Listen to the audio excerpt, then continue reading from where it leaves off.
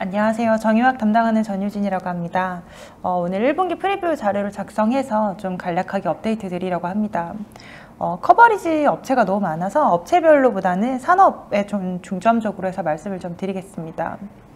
제목 그대로 끝난 듯 끝나지 않는 겨울인 것 같아요. 지난 4분기 때 프리뷰 자료 제목을 제가 사면초가라고 했었는데 그때보다 조금 더 사면초가가 강해진 상황이 아닌가라고 좀 말씀을 드릴 수 있을 것 같습니다. 먼저 이 첫 번째 도표를 통해서 1분기 커버리지 업체들의 영업이익을 QOQ 그리고 컨센서스 대비 좀 비교를 해보면 정유사들 같은 경우에는 실적은 굉장히 잘 나올 거라고 예상이 됩니다. 일단 유가 자체가 굉장히 강했고요. 그리고 또 러시아 사태가 터지면서 정제 마진이 굉장히 좋았었던 영향일 것 같아요. 반면에 화학업체들 같은 경우에는 컨센서스를 대부분 좀 하회할 거라고 예상이 되고 있습니다. 이유는 이제 이 뒤에서 조금 더 자세하게 말씀을 드리겠습니다. 화학업체들 중에서 그나마 좀 영업이익이 QOQ로도 올라오고 컨센 대비로도 좀 상회할 것으로 예상이 되는 업체는 롯데 정밀화학 정도인 거고요. LG화학이랑 금호석유, 효성첨단 소재는 시장 컨센서스에는 조금 비트하는 정도의 실적을 예상하고 있습니다. 화학업체들이 이제 아까 실적을 대부분 컨센서스를 하회할 거라고 말씀을 드렸는데요. 그렇게 보고 있는 이유는 일단 수요가 너무 안 좋았었던 것 같아요.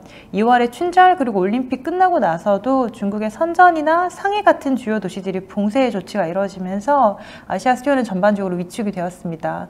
그리고 이제 이틀 전에 또 뉴스가 나오긴 했지만 중국에서는 상해를 전면적으로 셧다운한다라고 지금 기사가 나오고 있고요. 결국 지금 코로나가 다시 확산이 되면서 아시아 쪽의 수요 회복을 기대하기는 조금 어려워진 상황이 아닌가 이렇게 보고 있습니다. 근데 그러던 와중에 이제 아시아 쪽에서 그 중심으로 신규 크래커들은 계속 들어오고 있는 상황이고요. 또 아시아 화학업체들의 어떤 원가라고 할 수 있는 납사, 결국은 유가에서 나오는 거죠. 이 부분이 이제 러시아 전쟁이 터지면서 거의 10년 만에 최고치까지 올라왔습니다. 결국 Q, P, C 어느 것 하나 다 화학업체들에게 좋았던 부분은 없었던 것 같아요. 제품 가격을 실제로 좀 비교를 해보시면 납사 같은 경우에는 QOQ를 거의 20% 조금 덜 되게 올랐습니다.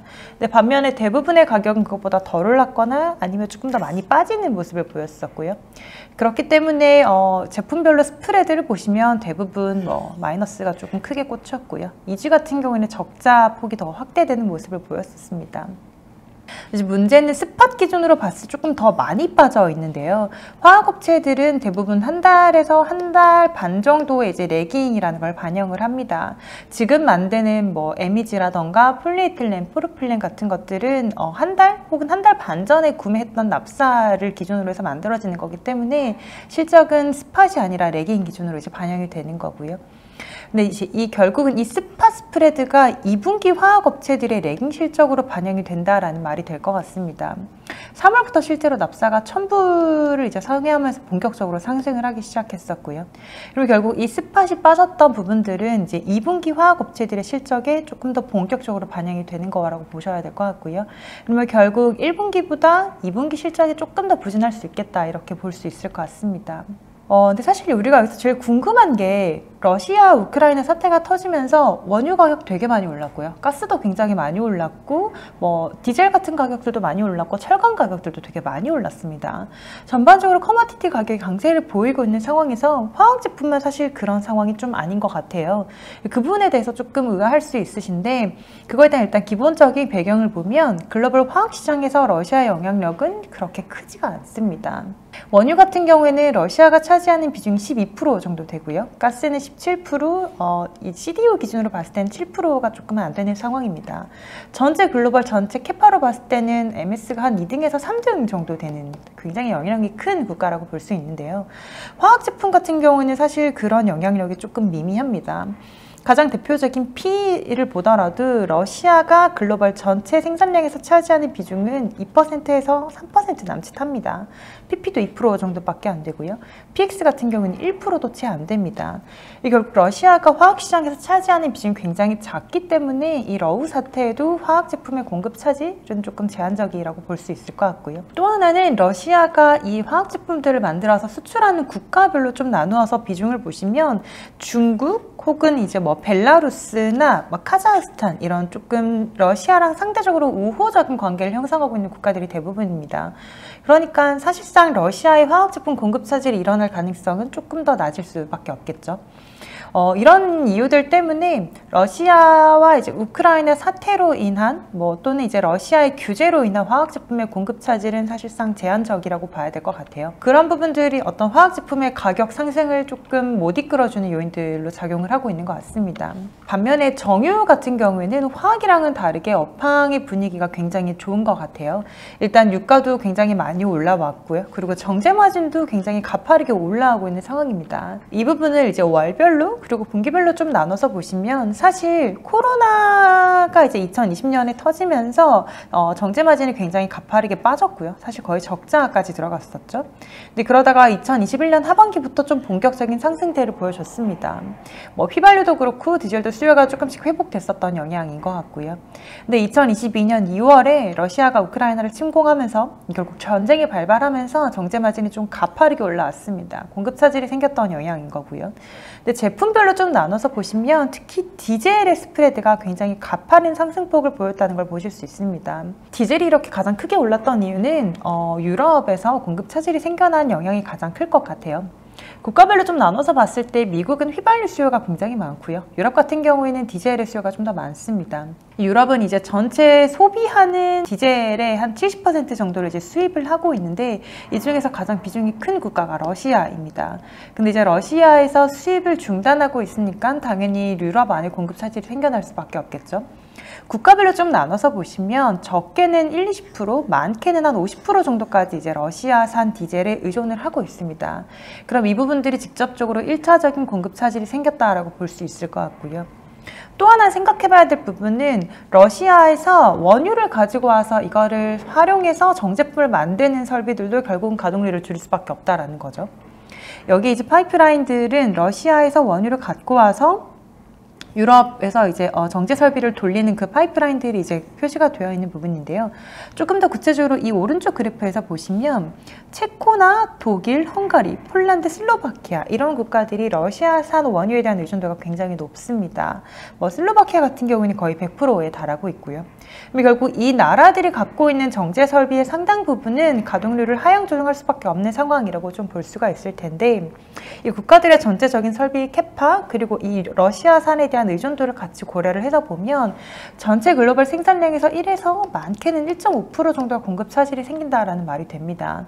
결국 이 러시아 이슈로 인해서 정제품 같은 경우에는 공급 차질이 좀 직접적으로 그리고 간접적으로도 생기고 있는 모습인 것 같아요. 이런 것 때문에 전반적으로 공급 차질이 생기고 있는 와중에 사실 미국 같은 경우에는 가동률을 90% 이상으로 계속 돌리면서 어떤 공급이 부족한 부분을 메이크업 해주고 있는 상황입니다.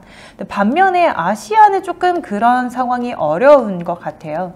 아시아 전체 생산량에서 한 45% 정도를 차지하고 있는 나라가 중국입니다.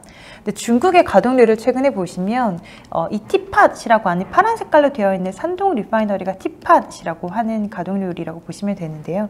티팟 가동률이 지난해 75% 정도에서 지금은 거의 50% 초반까지 내려와 있는 상황입니다. 특히나 최근에 가파르게 빠지는 모습을 보실 수가 있는데요. 중국의 어떤 구조조정이 들어가는 것도 있지만 또 하나는 최근에 이제 유가가 가파르게 올라오면서 이들의 수익성이 악화되면서 가동률을 조정하는 영향도 있는 걸로 파악하고 있습니다.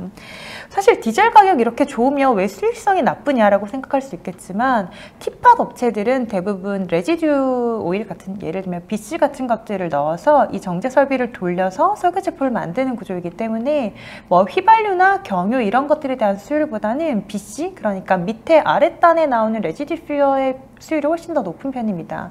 정말 많게는 30-40% 정도 가까이 나오는 상황인 거고요. 근데 이 BCU는 두바이들이 원래 통상적으로 한 7불에서 8불 정도 디스카운트를 받는 제품이기 때문에 어떤 수익성이 조금 더 크게 누릴 수는 없는 구조인 거죠. 그래서 이 티팟 업체들이 수익성 악화라는 것 때문에 가동률을 계속 조정하고 있는 상황이라고 보시면 될 것 같고요. 또 하나는 이제 중국의 국영정유사들입니다. 최근에 이 블룸버그에서 국영정유사들의 가동률 데이터가 업데이트가 좀 안 되고 있어서 계속 플랫하게만 나오고 있는데 이 가동률 데이터가 아니라 대부분 이 업체들은 아시아로 수출하고 있다는 걸 감안을 하면 우리가 수출량의 데이터를 좀 참고할 수 있을 것 같아요. 중국이 휘발유, 경유 등을 수출하는 데이터를 이제 보시면 파란 색깔이 10월의 연간 평균이고요. 2월까지 나온 데이터긴 하지만 정말 급격하게 떨어져 있는 걸 보실 수 있습니다. 그만큼 중국의 NOC 업체들이 수출을 줄이고 있다라는 말이 될 것 같고요. 이 수출량을 제품별로 좀 나눠서 보시더라도 휘발유도 굉장히 많이 빠지고 있지만 특히 경유의 수출량 감소가 가파릅니다. 거의 100% 가까이 빠져 있는 상황인 거고요.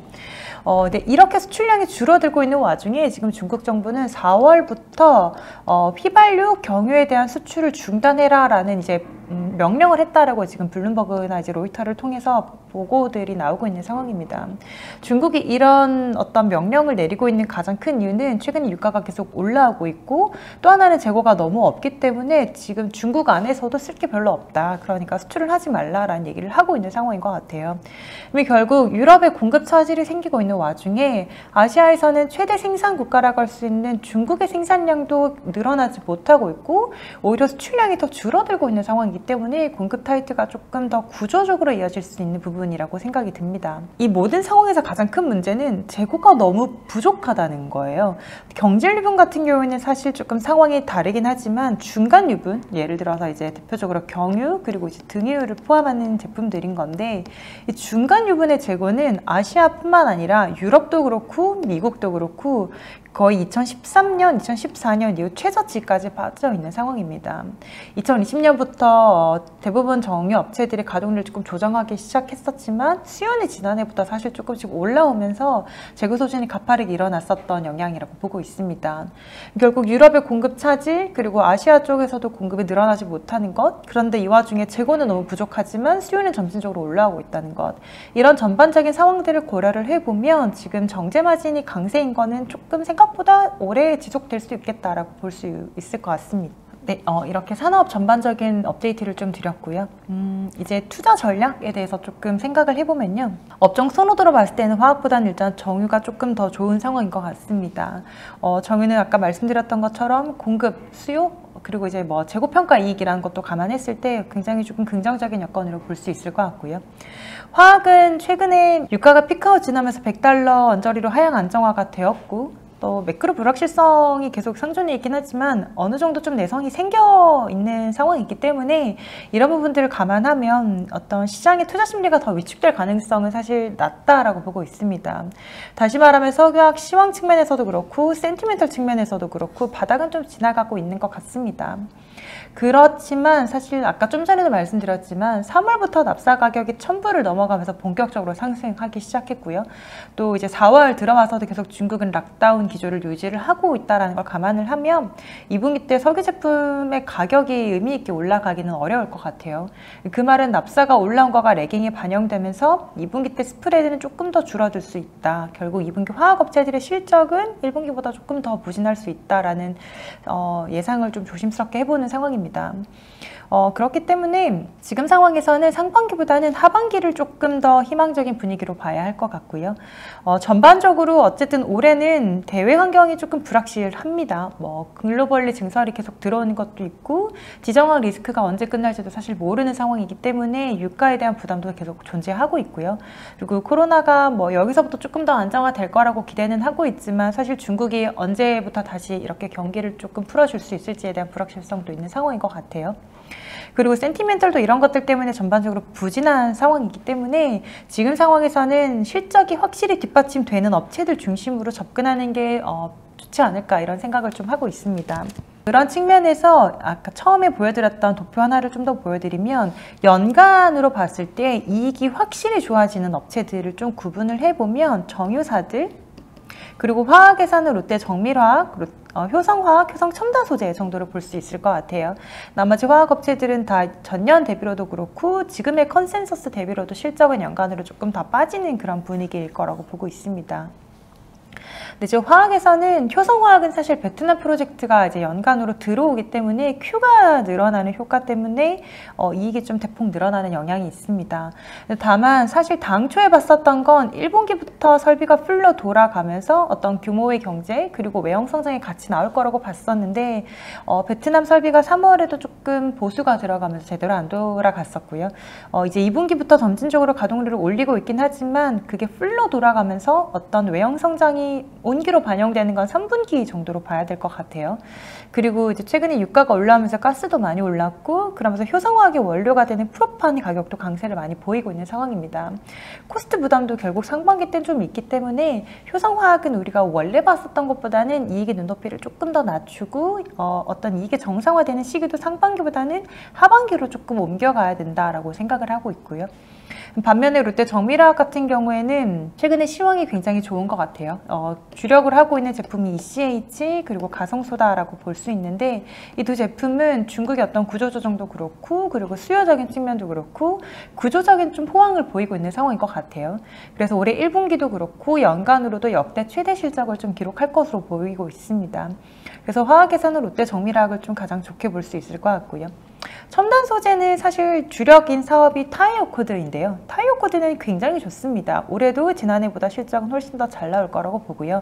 근데 반면에 지금 이 연간으로 영업이익이 거의 BP 할 거라고 조금 보고 있는 이유는 효성 첨단 소재 안에 들어가 있는 스판덱스 부분이 있는데, 스판덱스가 올해 조금 시황이 부진할 것으로 보고 있습니다. 공급이 대규모로 들어오고 있는 영향일 거라고 보고 있고요. 그리고 그 원재료가 되는 BDO 가격은 석탄에 기반하고 있기 때문에 어떤 강세가 조금 전년 대비해서 지속될 수밖에 없다라고 보고 있기 때문에 스판덱스에서 스프레드가 줄어들면서 이익이 줄어드는 영향이라고 보시면 될 것 같습니다. 다만 스판덱스가 본업은 아니기 때문에 이걸 제외하고 보면 타이어 코드도 너무 좋고요.